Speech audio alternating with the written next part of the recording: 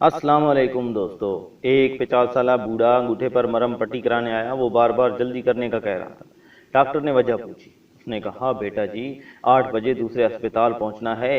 آندھی ہو، سیلاب ہو، بارش ہو، سردی ہو، گرمی ہو، میں کبھی لیٹ نہیں ہوتا اور آج بھی نہیں ہونا چاہتا۔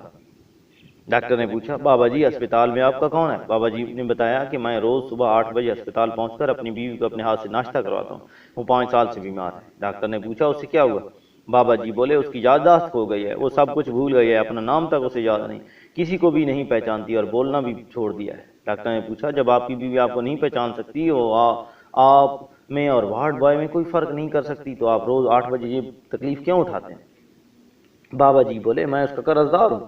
50 برس میں اس نے مجھے روزانہ 8 بجے ناشتہ کرایا تھا۔ ہمارے یہاں نوکروں اور خادموں کی کمی نہیں، مگر سردی، گرمی، بارش یا آندھی وہ 6:30 بجے جاگتی اور اپنے ہاتھوں سے ناشتہ بناتی اور ٹھیک 8 بجے میز پر لگا کر میرا انتظار کرتی۔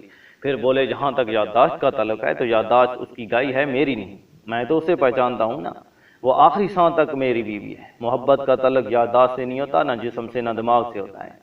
یہ دل سے پیدا ہوتی ہے اور دل کی آخری دھڑکن تک قائم رہتی ہے۔ لہذا اگر آپ کا ساتھی آپ کو نہیں پہچانتا تو آپ کے دل سے اس کی محبت کم نہیں ہونی چاہیے۔ کبھی کبھی میں سوچتا ہوں کہ اگر اس کی جگہ میں ہوتا تو کیا وہ مجھے فراموش کر دیتی؟ نہیں، وہ مجھے کبھی فراموش نہ کرتی۔ وہ ٹھیک 8 بجے ناشتے کی ٹرے لے کر روزانہ میرے سراہنے کھڑے ہو جاتی۔ اگر میری یادداشت جانے سے اس کی محبت کم نہیں ہو سکتی تو میری محبت کیسے کم ہو سکتی ہے؟ السلام